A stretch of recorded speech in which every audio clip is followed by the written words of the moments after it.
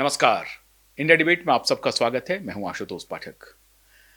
मित्रों, बहुत दिनों से यह चर्चा चल रही थी कि जगदीप धनखड़ साहब किधर हैं, लापता हो गए हैं। कांग्रेस के नेता रहे और पूर्व कानून मंत्री, उन्होंने कहा कि किसी को कुछ पता नहीं चल रहा है जगदीप धनखड़ साहब कहां हैं।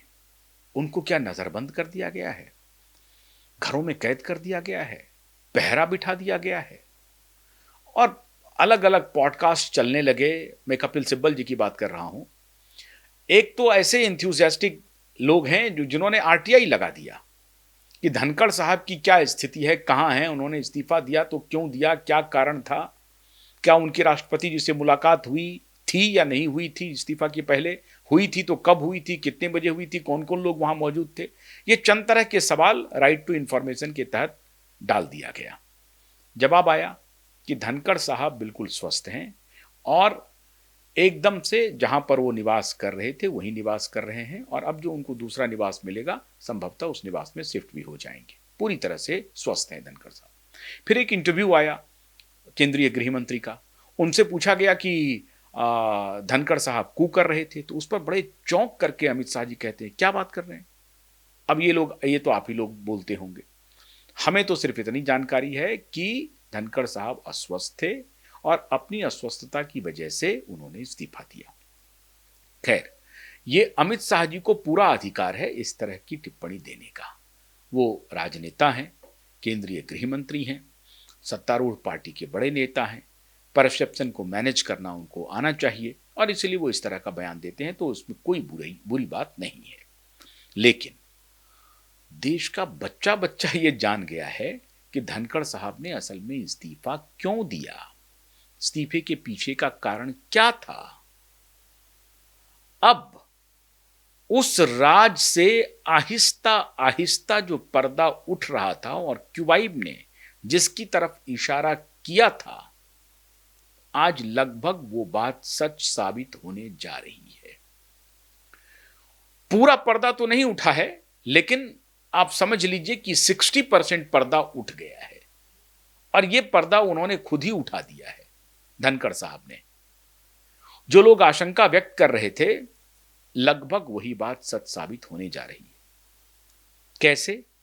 धनखड़ साहब अपने इस्तीफे के बाद पहली बार सार्वजनिक रूप से कहीं पर पाए गए हैं। अब कहां पाए गए हैं, सौदेह उनको किसी ने नहीं देखा है अभी तक, लेकिन सार्वजनिक रूप से उनकी कुछ चहलकदमी हुई है। अब क्या चहलकदमी हुई है? उन्होंने अपने पेंशन के लिए आवेदन कर दिया है। कहां किया है पेंशन के लिए आवेदन? राजस्थान विधानसभा में। अब यह सुनकर के आपको आश्चर्य लगेगा कि वो देश के उपराष्ट्रपति रहे हैं, वो देश के सांसद भी रहे हैं और वो एमएलए भी रहे हैं। लेकिन जो पहला आवेदन, अब मुझे नहीं मालूम कि एमपी के लिए भी वो करेंगे कि उपराष्ट्रपति के लिए भी वो करेंगे, एलिजिबिलिटी क्या है नहीं है। एमपी के लिए तो मुझे मालूम है, उपराष्ट्रपति का भी उनको मिलेगा। लेकिन उन्होंने पहला आवेदन राजस्थान विधानसभा में किया और वो भी ऑनलाइन किया।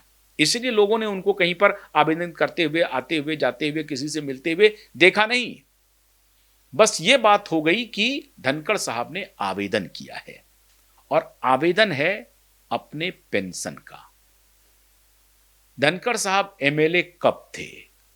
1993 से 98 के बीच में कांग्रेस की टिकट पर माननीय जगदीप धनखड़ साहब एमएलए थे। लेकिन इसके पहले वो एमपी भी रहे। कहां से एमपी रहे? राजस्थान के झुंझुनू विधानसभा से एमपी रहे, और किसकी टिकट पर? जनता दल की टिकट पर। यह सब आपको मालूम है। किनके सौजन्य से उनको टिकट मिला था? चौधरी देवीलाल के सौजन्य से टिकट मिला था। यह सब मिला और झुंझुनू से वो सांसद भी बने, और उसके बाद 89 से 91 तक वो सांसद रहे, और फिर 93 में वो विधानसभा के सदस्य बन गए, और 93 से 98 तक वो विधानसभा के सदस्य रहे। उसके बाद उनका हृदय परिवर्तन हुआ और 2003 में वो पार्टी बदल ली और भारतीय जनता पार्टी ज्वाइन कर लिया। और उस पार्टी को ज्वाइन कराने में जो सबसे बड़ी भूमिका थी माननीय अरुण जेटली की थी, क्योंकि दोनों लॉयर थे, उनसे अच्छा रिश्ता बना और उनके कहने पे वो भारतीय जनता पार्टी ज्वाइन कर लिए और उसके बाद उनको लंबा इंतजार करना पड़ा। 2019 में जाकर के माननीय धनखड़ साहब को गवर्नर बना करके बंगाल भेजा गया और फिर गवर्नर के बाद उनको उपराष्ट्रपति, बीच में ही पूरा कार्यकाल उन्होंने पूरा नहीं किया और उसके बाद वो उपराष्ट्रपति बन गए। मैंने ये छोटी सी वृत्तांत इसलिए बताई कि ये सब आपको मालूम है, लेकिन फिर हमने बता दिया ताकि समझने में थोड़ी आसानी हो। सवाल है कि 1993 से 98 के बीच में वो कांग्रेस की टिकट पर एमएलए रहे, एमपी भी रहे हैं वो, तो क्या एमपी और नियम है जो एक्सपर्ट से अगर आप बात करेंगे, ये कानून है, नियम है कि आप अगर एमपी बने हैं एक टर्म तो उसका भी पेंशन मिलेगा, एक टर्म भी अगर आप एमपी बने हैं तो उसका भी पेंशन मिलेगा, और एमएलए हैं तो उनका भी पेंशन मिलेगा। और आप हैरान हो जाएंगे कि स्टेट में, अलग अलग स्टेट में एमएलए का जो पेंशन है वो अधिक है एमपी से। जैसे राजस्थान में एमपी को पहले एमएलए को मिलता था 35,000 रुपये पेंशन, अब वो बढ़कर के 42,000 हो गया है। बिहार में एमएलए को 55,000 रुपये मिलते हैं पेंशन, लेकिन वन टाइम अगर आप एमपी हैं तो आपको 33,000 रुपये पेंशन मिलता है।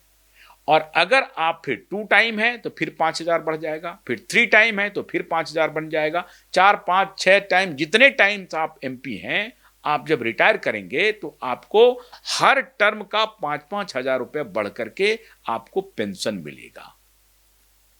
तो लेकिन अगर आप एक टर्म हैं तो 33,000, और अगर आप 5 टर्म हैं तो आप समझ लीजिए 25,000 उस पर आप ऐड कर दीजिए, तो 53,000 आपको पेंशन मिलने लगेगा।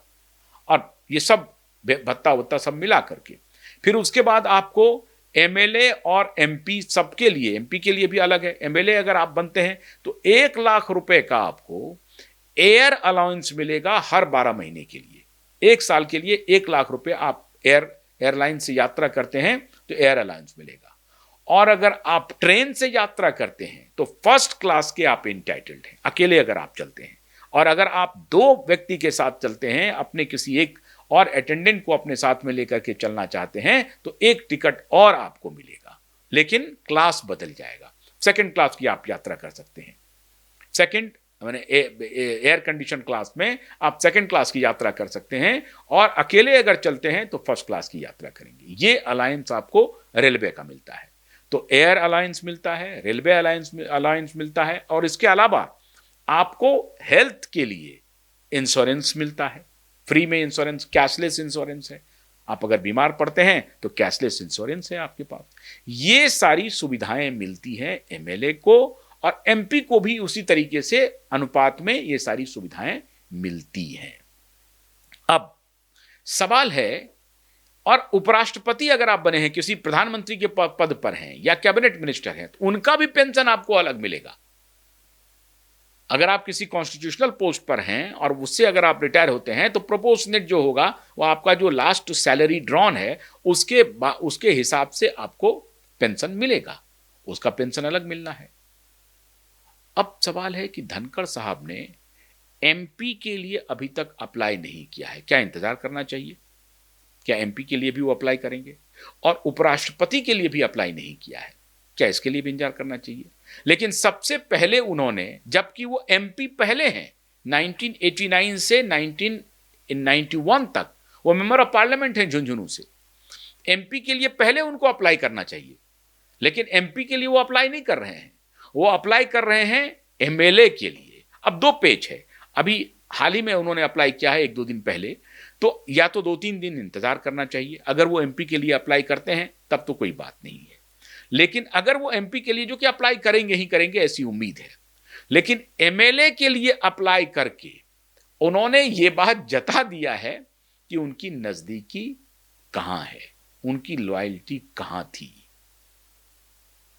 और ये ऑनलाइन एप्लीकेशन चला गया है तो लॉयल्टी भी अब स्पष्ट हो गई। अगर वो एमपी के पेंशन के लिए अप्लाई नहीं करते हैं तो ये स्पष्ट हो जाएगा कि वो, चूंकि भारतीय जनता पार्टी के सत्ता काल में उनको लोकसभा में आपको सचिवालय को भेजना पड़ेगा डॉक्यूमेंट, तो वो उससे बच रहे हैं। क्या क्या ये बात है क्या कि लोकसभा वो सचिवालय नहीं भेजना चाहते हैं, या इस सरकार से इतने संबंध खराब हो गए हैं कि वो अपने पेंशन के लिए भी वो संपर्क नहीं करना चाहते हैं, पेंशन की तिलांजलि देना चाहते हैं? और अगर नहीं करना चाहते हैं तो अप्लाई उन्होंने अगर एमएलए के लिए किया है तो एमपी के लिए भी कर देते, उपराष्ट्रपति के लिए भी कर देते। उन्होंने अभी तक नहीं किया है, और अगर वो करेंगे तो वो खबर में आ जाएगी। और ये सारी मीडिया रिपोर्ट्स है, ये खबरें छप चुकी हैं, अखबारों में आ चुकी हैं ये खबर। तो जब अखबार रिपोर्ट कर चुका है तीनों पेंशन के हकदार वो हैं, उसके बाद भी वो 2 पेंशन के लिए अप्लाई नहीं कर रहे हैं, और अप्लाई कर रहे हैं सिर्फ एमएलए वाले पेंशन के लिए, और एमएलए तो थे वो कांग्रेस पार्टी से, लेकिन अभी सरकार तो वहां पर बीजेपी की है। अब ये बहुत इंपॉर्टेंट बात है, राजस्थान में बीजेपी की सरकार है, दिल्ली में भी बीजेपी की सरकार है। तो ये बात कहीं से नहीं उतर रही है कि सरकार से उनका कोई झगड़ा है, क्योंकि पेंशन जो भी है, लेकिन वो तो सरकार किसी की भी रहे, लेकिन मामला तो ये सरकारी है, उसमें कोई रोक टोक नहीं है। ये आपका जो कानून है, कानून के तहत आपका हक है, आपको मिलेगा ही। तो आप यहां भी कर सकते थे अप्लाई, यहां क्यों नहीं कर रहे हैं अप्लाई? जिस आधार पर आपने वहां अप्लाई किया है उसी आधार पर एमपी के लिए भी अप्लाई कर सकते हैं, लेकिन उन्होंने एमपी के लिए अप्लाई अभी तक नहीं किया है। थोड़ा इंतजार हम भी कर रहे हैं, अगर वो एमपी के लिए अप्लाई कर देते हैं तो ये बात सही नहीं होगी। लेकिन अगर उन्होंने एमपी के लिए अप्लाई करना नहीं चुना और उपराष्ट्रपति के लिए भी नहीं चुना, जबकि एमपी वो बीजेपी के टिकट पर नहीं थे, वो थे चौधरी देवीलाल की जनता दल की पार्टी के टिकट पर थे एमपी, तो हम उम्मीद करते हैं कि वो एमपी के लिए भी अप्लाई करेंगे। लेकिन अगर उन्होंने एमपी के लिए अप्लाई नहीं किया, उपराष्ट्रपति के लिए अप्लाई नहीं किया, तो वो संदेश क्या देना चाहते हैं, ये बहुत इंपॉर्टेंट होने वाला है। और ये संदेश जानने के लिए देश इंतजार कर रहा है। क्या वो संदेश ये देना चाहते हैं कि 3 पेंशन मिलेगा, हम 3 पेंशन नहीं लेंगे, हम एक ही पेंशन लेंगे, हम किसान पुत्र हैं, हम एक पेंशन पर गुजारा करेंगे, और हम अपने अपने राजस्थान के हम एमएलए रहे हैं, हम उसी पर करेंगे, और एमएलए का पेंशन थोड़ा अधिक है, एमपी का पेंशन कम है, 1 टाइम एमपी हैं तो आपको 33,000 रुपये ही मिलेगा, और अगर आप एमएलए हैं तो आपको ज़्यादा पैसा मिलेगा, 42,000 रुपये मिलेगा। लेकिन इनको दोनों मिल सकता है, तो क्या ये तय कर रहे हैं कि नहीं, मुझे एक ही पेंशन पर मैं सहारा करूंगा, गुजारा करूंगा, मुझे 2 पेंशन नहीं चाहिए? क्या ये संदेश देना चाहते हैं? तो सरकार को ये संदेश देना चाहते हैं कि मैं एक ही पेंशन पर रहूंगा। और ये जो आरोप लग रहे थे कि 1.5 करोड़ की मार्केटिंग हुई है इनके परिवार की तरफ से, और उसका बिल सरकार पर, सरकारी बिल में डाल दिया गया है, क्या इन सब आरोपों की वजह से जगदीप धनखड़ सिर्फ एक पेंशन पर निर्भर रहना चाहते हैं, बाकी 2 पेंशन को वो सरकार के हवाले करना चाहते हैं? क्या कारण है? क्या कारण है? कहीं ये बात तो नहीं है कि जो सरकारी खर्च का मिस एप्रोप्रिएशन का आरोप लगा है जगदीप धनखड़ के ऊपर, कहीं सरकार उनसे ये उगाही तो नहीं कर रही है, कोई इंटरनल कोई पत्राचार तो नहीं चल रहा है, या इस तरह के संकेत तो नहीं दिए गए हैं कि जब आप पेंशन के लिए अप्लाई करेंगे तो आपके पेंशन से ये डिडक्ट हो जाएगा, क्योंकि ये खर्चे जो कि सरकारी खर्च नहीं है, आपके व्यक्तिगत खर्च थे, उस व्यक्तिगत खर्च को आपने सरकारी खर्च में इंक्लूड करवा दिया है, तो सरकार ऐसा नहीं करेगी और ये आपसे तसीलेगी। क्या इस तरह की कोई बात है? ये सारी बातें पावर गैलरी में तैर रही हैं, चर्चा का विषय बनी हुई है कि सच्चाई क्या है, क्यों वो एमपी के लिए अप्लाई नहीं कर रहे हैं, क्यों वो उपराष्ट्रपति के पेंशन के लिए अप्लाई नहीं कर रहे हैं। अगर एमएलए के लिए भी अप्लाई कर रहे हैं तो वहां भी ये सवाल आ सकता है, लेकिन एमएलए का मामला चूंकि अलग है, एक स्टेट का मामला है, तो वो इस पचड़े से बाहर हैं। केंद्र सरकार का जो मामला है, केंद्रीय कर्मचारियों को या केंद्रीय एमपी को मेंबर ऑफ पार्लियामेंट को जिस तरह से मिलता है पेंशन, उसका क्या तरीका है? अब मामला बहुत गंभीर हो गया है। इस बात पर से भी पर्दा उठाना पड़ेगा जगदीप धनखड़ साहब को ही, कि उन्होंने एक ही पेंशन की अप्लाई किया है, बाकी के लिए क्या अप्लाई करेंगे, या उन्होंने 2 पेंशन को छोड़ दिया है, और छोड़ने के पीछे का राज क्या है?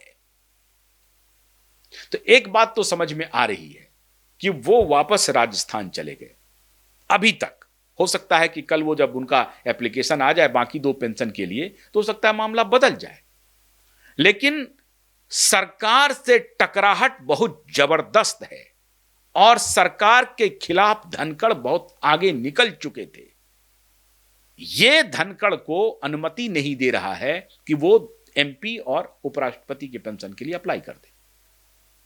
करेंगे, हो सकता है थोड़ा लेट से करेंगे, ये सब एरियर के रूप में उनको मिल जाएगा। तो वो, लेकिन वो क्या वो हिम्मत नहीं जुटा पा रहे हैं? क्योंकि जिस तरीके से वो सरकार के खिलाफ गए, और जिस तरीके से ये बातें बाहर आई कि 1.5 करोड़ रुपए का उन्होंने खरीदारी किया और सरकारी खर्चे पर डाल दिया, पार्टी की कहीं पर उसका भी सरकारी खर्चे पर डाल दिया। अब पता नहीं वो व्यक्तिगत पार्टी थी या नहीं थी, जो भी है, लेकिन ये चर्चा है।